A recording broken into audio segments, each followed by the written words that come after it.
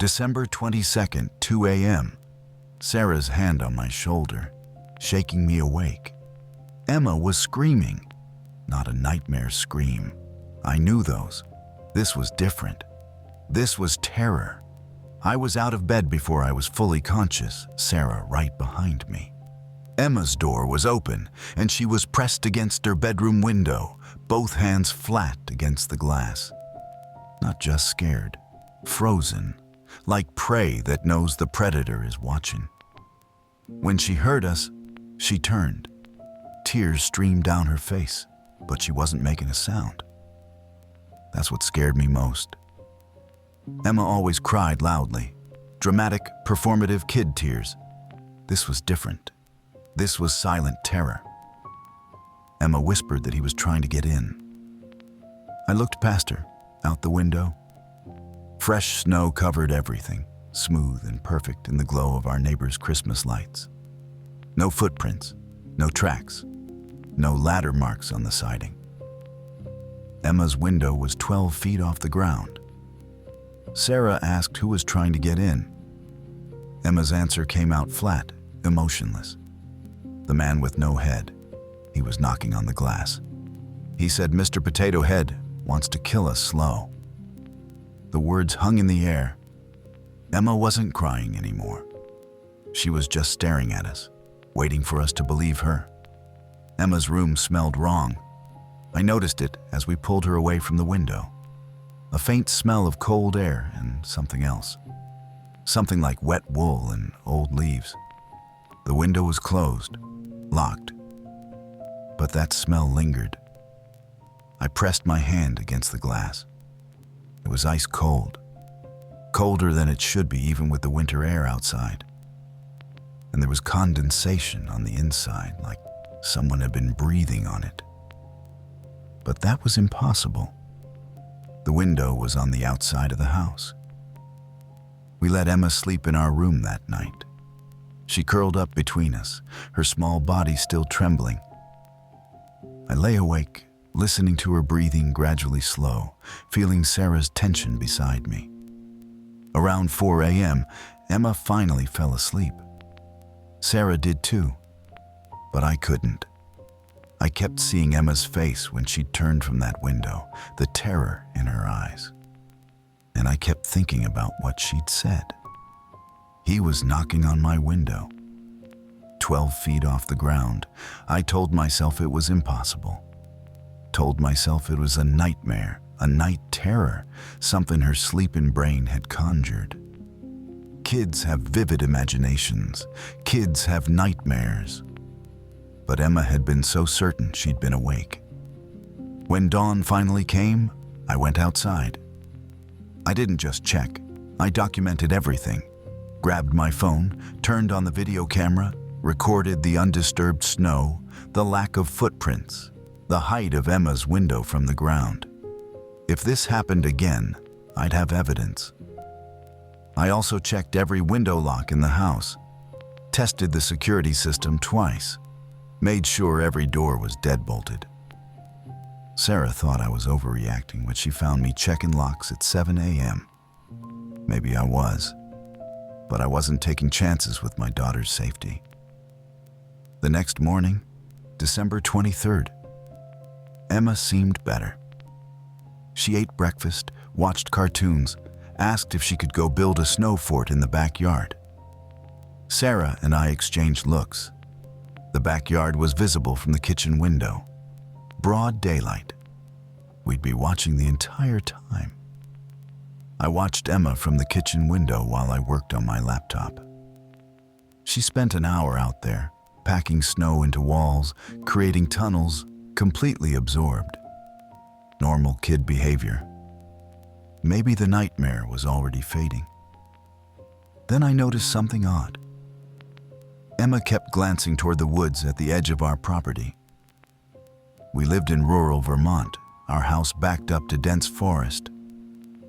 Usually Emma loved those woods. We'd taken dozens of nature walks back there. But now she kept looking over her shoulder, her movements getting more hurried, less playful.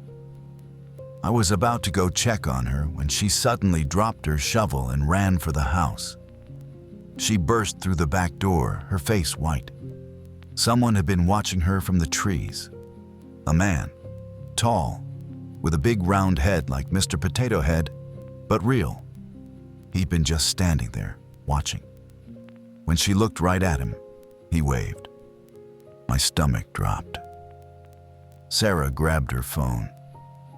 I was already moving, pulling on my boots and coat. Our neighbor Tom was in his driveway. I shouted for him to come help. He grabbed a baseball bat and jogged over. The woods were too quiet. That's what hit me first as Tom and I approached the tree line. No birds, no wind in the branches, just heavy silence, like the forest was holding its breath. The snow crunched under our boots, each step loud in the stillness. Tom walked beside me, baseball bat in hand, his breath fogging in the cold air. We found the spot easily. Someone had been standing there. The snow was packed down, compressed by boots. Large boots. I put my own size 10 next to one of the prints. They looked like a child's shoe in comparison. Size 12, maybe 13. My mouth went dry. Whoever this was, they were big. And they'd been standing here for a while, shifting their weight, watching my daughter play in the snow. But here's what made my skin crawl. The footprints leading to that spot came from deeper in the woods. And the footprints leading away went in a completely different direction. Not back into the woods, but parallel to our property line, staying just inside the tree cover. Like whoever it was had been moving along the edge of our yard, watching. I could feel it, the weight of eyes on my back, the prickling sensation of being observed. I turned quickly, scanning the woods behind us. Nothing. Just bare trees and snow and shadows. But the feeling didn't go away. Tom and I searched for another 20 minutes before the tracks disappeared into a creek bed. When we got back to the house, Tom didn't mince words. He was calling the police. This was stalking. Police arrived within the hour. Officer Chen looked like she'd seen every nightmare Vermont had to offer. The way she photographed those footprints, methodical, thorough, like she was building a case, made my stomach drop. This wasn't just a concerned parent overreacting. This was real. She wanted to speak with Emma. We sat together on the couch, Sarah holding Emma's hand, me trying to look calm while my heart hammered. Chen kept her voice gentle, but I could see her taking mental notes of everything. Emma's description came out haltingly. Tall man, brown coat, round, smooth head like a potato. Black dots for eyes that weren't real eyes, just drawn on. When Emma mentioned that the man had waved at her, Chen's pen stopped moving, just for a second. Then she wrote something down and underlined it twice. That's when I knew. Chen had seen something in Emma's description, something that meant something. She gave us her card when she left. Increased patrols. Keep doors locked. Call if we see anything. All the things cops say when they're worried but can't tell you why. That night, I barely slept. I kept getting up to check the windows, to verify the doors were locked, to watch the security camera feeds on my laptop. Around 3 a.m., I was standing in the kitchen, looking out at our snow-covered yard, when I saw it. Movement at the edge of the woods. I grabbed my phone, turned on the flashlight, and pressed it against the window to cut the glare. For just a moment, I saw a figure standing between the trees. Tall, dark coat, and where the head should be, nothing. Just empty space. The collar of the coat, the scarf, but nothing above it. as if someone had erased the top portion of a person. I blinked, and it was gone. I stood there, flashlight pressed against the glass, scanning the tree line. Nothing. Just bare branches and snow and shadows that could be anything. Had I really seen it? I wanted to believe I hadn't. Wanted to believe Emma's fear was infecting me, making me see things that weren't there. The power of suggestion, parental anxiety, lack of sleep. But I knew what I'd seen. A figure, tall, dark coat, and where the head should be, nothing. Just empty space, like someone had erased part of reality. I thought about waking Sarah, but what would I say?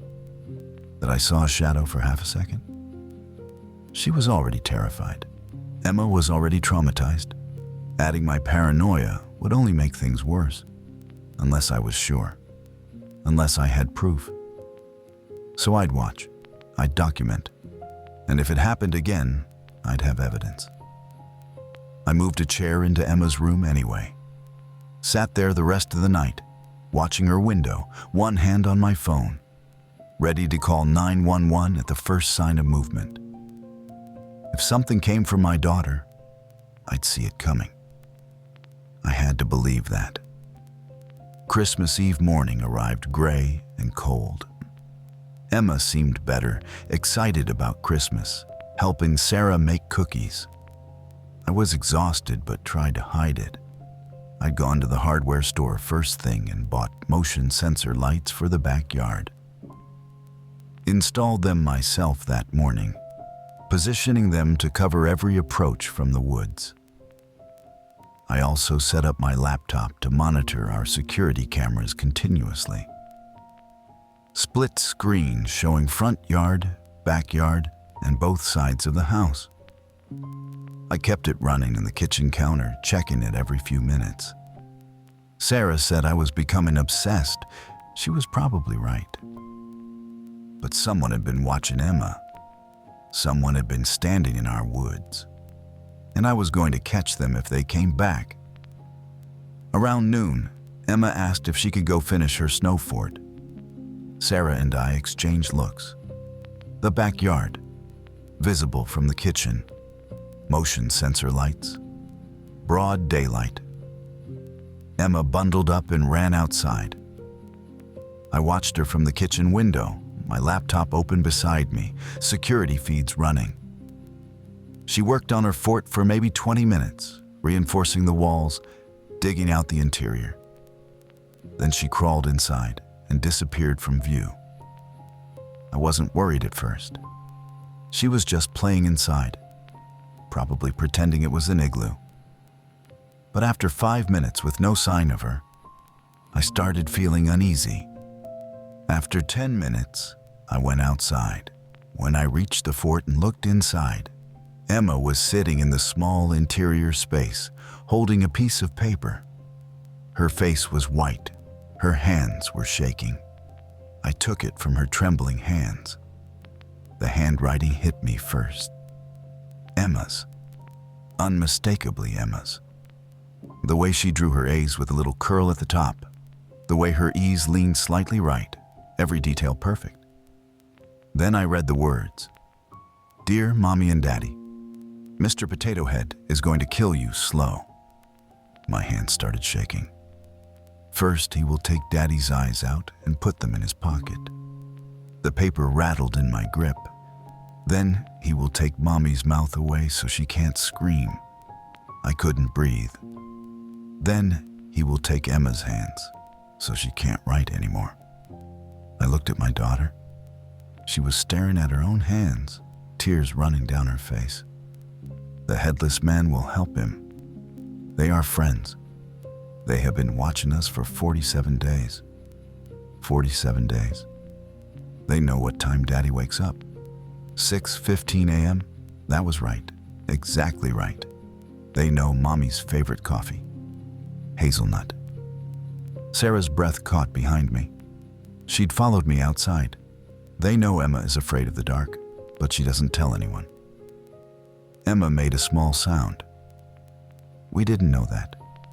Emma had never told us she was afraid of the dark. But someone knew. Someone had been watching close enough to know. They will come when the Christmas lights go out. Love, Emma.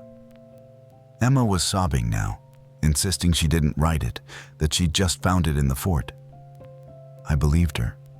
I knew my daughter. She couldn't have written this. But someone had. Someone who knew her handwriting perfectly. Someone who'd been watching us for 47 days. Someone who knew we'd find this note on Christmas Eve. The note was still in my hand. I could feel it. The paper, the careful folds, the weight of those words written in my daughter's handwriting. They know what time I wake up. They know Sarah's coffee preference. They know Emma's afraid of the dark. 47 days.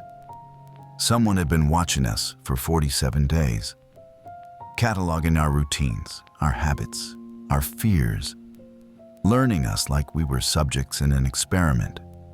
And Emma's handwriting, perfect, every detail exact. How? How do you replicate a child's handwriting that precisely? You'd need samples, dozens of them. You'd need to study her homework, her notes, her drawings. You'd need access to our house, our trash, our lives. For 47 days, I thought about every time I'd taken out the garbage, every time Emma had brought homework to school, every piece of paper we'd thrown away or recycled. Had someone been collecting them, studying them, building a profile of my daughter? The thought made me sick.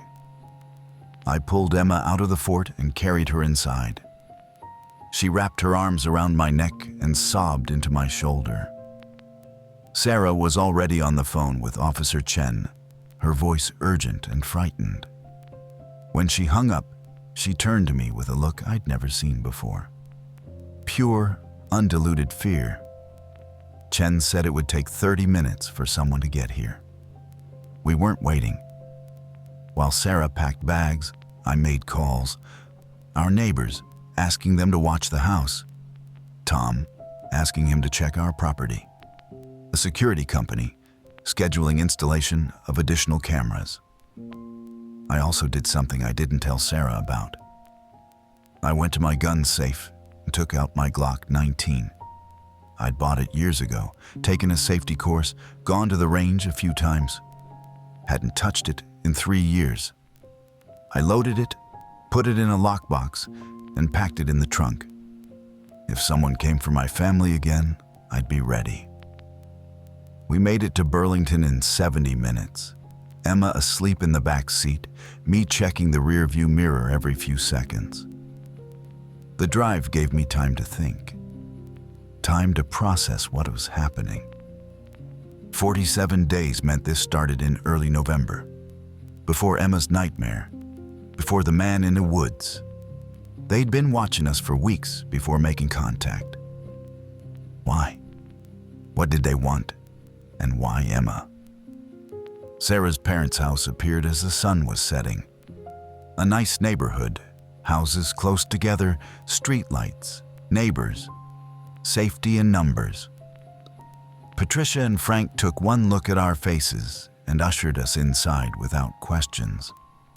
We told them everything over dinner. Frank suggested we stay through New Year's, give the police time to investigate. We agreed immediately. That night, Christmas Eve, we tried to make things normal for Emma. We watched Christmas movies, made popcorn, let her open one present early. She seemed better, laughing at the movie, playing with her new toy. But around 10 p.m., I went to check on her in the guest room. She was sitting up in bed, staring at the window. I found Emma sitting up in bed, staring at the window.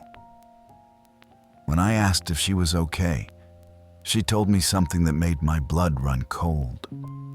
The headless man had told her things that first night, about other families, 3 of them. Families that don't have faces anymore. I asked why she hadn't told us before. Her answer was simple, devastating. She'd been scared we wouldn't believe her. And she was right. We'd called it a dream. My phone rang. Officer Chen. I stepped into the hallway to take the call. Chen's voice was tense. They'd processed the note. The handwriting matched Emma's perfectly. But the fingerprints, they were all Emma's, but layered over time. Someone had been collecting them, transferring them to the paper. My stomach dropped. For how long? Weeks, maybe longer. This was sophisticated, someone with knowledge of forensics. They were treating this as a credible threat. Officers watching our house, someone coming to the in-laws' address. After she hung up, I stood in the hallway, trying to process it.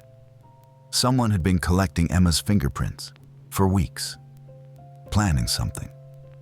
Around midnight, I heard Frank calling my name. Urgent, frightened. I ran to the living room where he stood with Sarah and Patricia, all of them staring at his laptop. Frank had been checking our security cameras remotely. The camera covering our front yard showed our house, the Christmas lights still glowing, everything peaceful, except for the figure standing in our driveway. Tall, dark coat, and no head. Just empty space above the collar. As we watched, the figure raised one arm and pointed directly at the camera. Then it turned and walked away, disappearing to the darkness. The laptop chimed. Another camera feed opened. The backyard camera.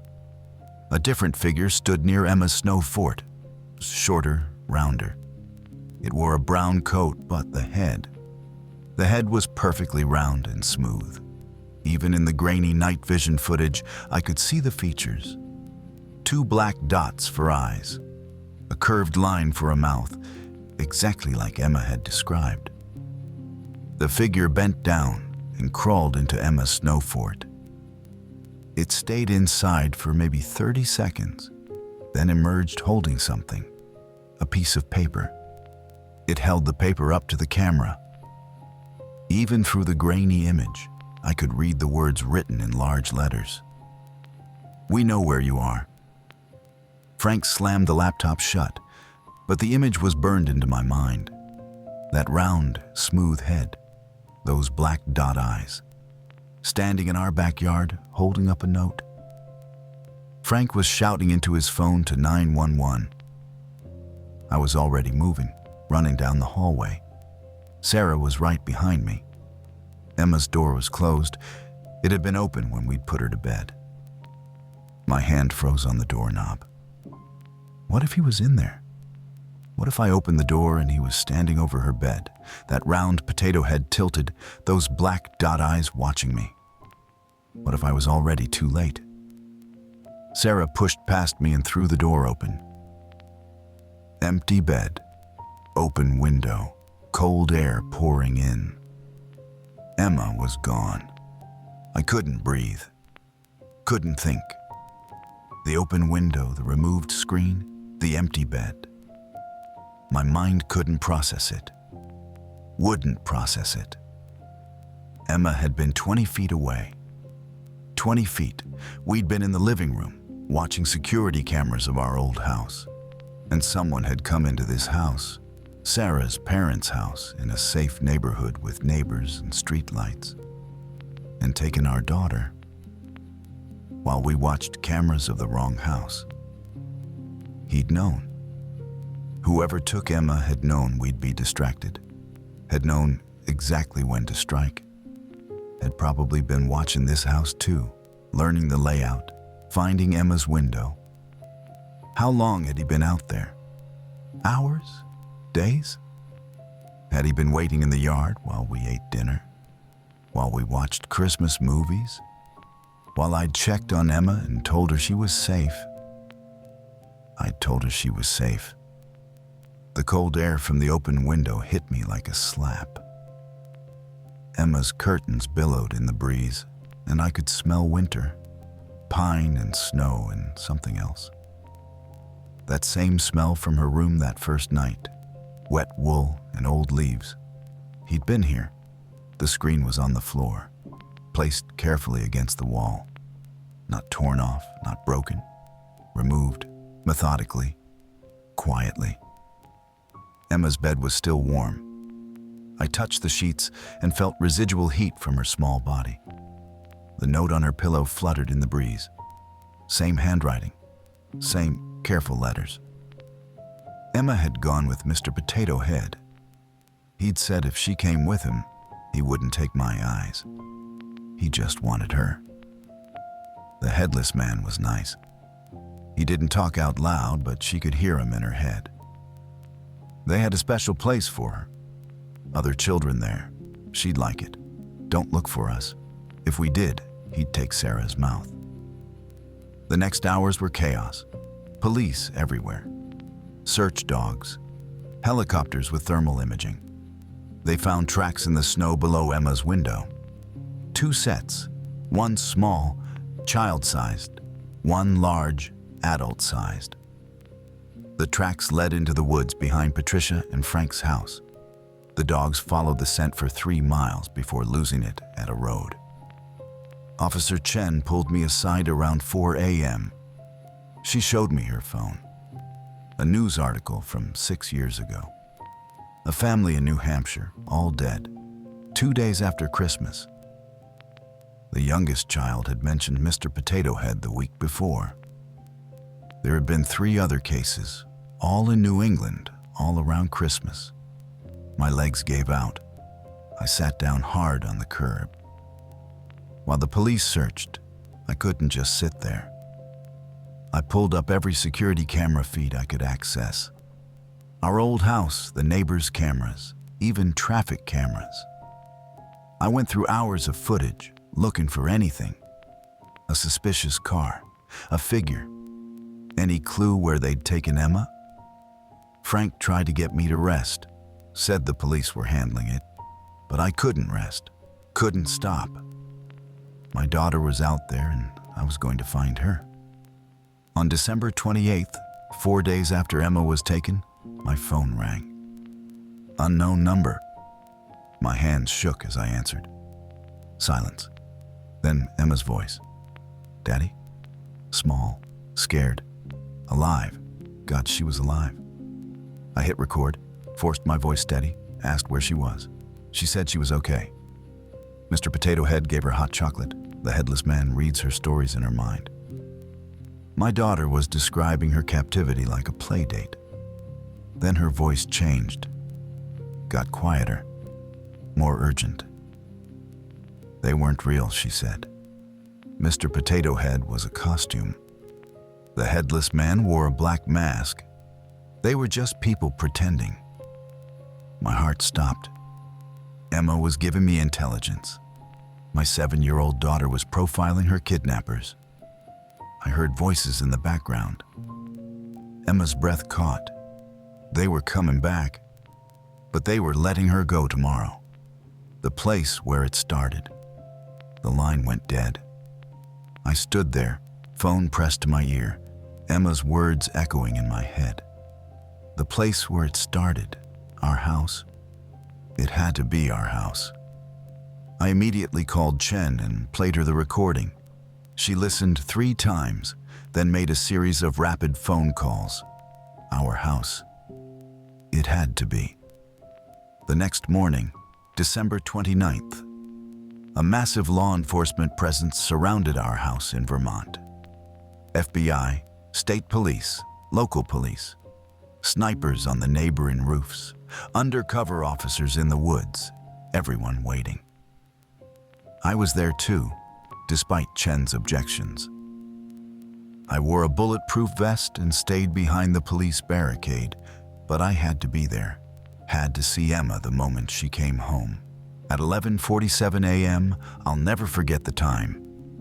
A car pulled up to our house, an old sedan, nothing remarkable. It parked in our driveway, and the driver's door opened.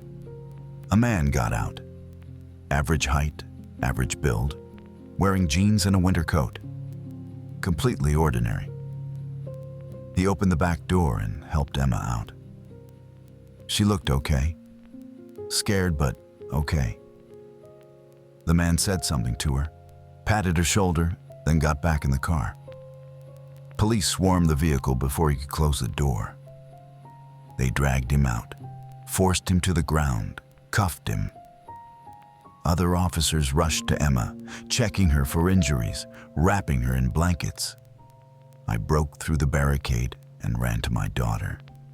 She saw me and started crying, reaching for me.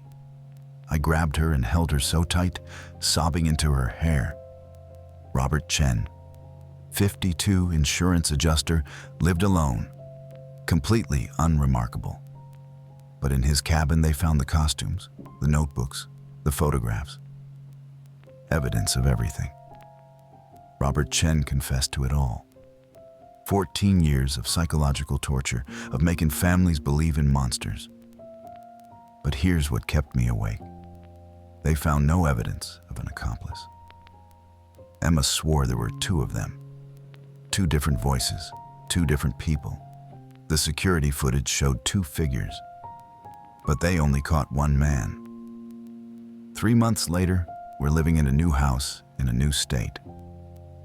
Emma sees a therapist twice a week. She's getting better, laughing again, playing with friends.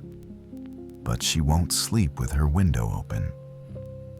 Last week, I was going through old family photos, the kind of procrastination you do when you're avoiding real work. Emma's 3rd birthday party, our old backyard. Emma blowing out candles, Sarah and I smiling beside her. I almost missed it. In the background, barely visible in the shadows of our garage, a figure, tall, dark coat, no head. I checked the date on the photo. 4 years before Robert Chen started watching us. 4 years. My hands went cold. I pulled out more photos. Emma's first day of kindergarten. There, reflected in our car window. Emma's 2nd birthday. There, between the trees at the park. Dozens of photos, always in the background, always watching, always patient. I haven't told Sarah, haven't told Emma. What would I say? That the nightmare isn't over. That someone else has been watching our daughter since she was born. Instead, I've been preparing. I went back to the gun range. 3 times a week now. Self-defense classes. I've installed a security system that would make Fort Knox jealous.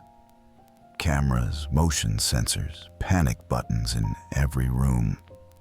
And I've been researching, learning. I've read everything I can find about the other cases. The families that mentioned Mr. Potato Head, the unsolved disappearances, the patterns. I've been monitoring online forums, true crime communities, looking for any mention of similar cases, any hint of where he might strike next. Every night at 11:47 p.m., the exact time Emma was returned to us, I sit in a chair by her window, not waiting, preparing. Because Emma asked me yesterday why I sit in her room at night. I told her I'm keeping watch. She looked at me through those big brown eyes and said, "Good. Because he's still out there, Daddy. And he's patient." "So am I said. And I meant it. Because when he comes back, I'll be ready. The police couldn't stop him. So I will.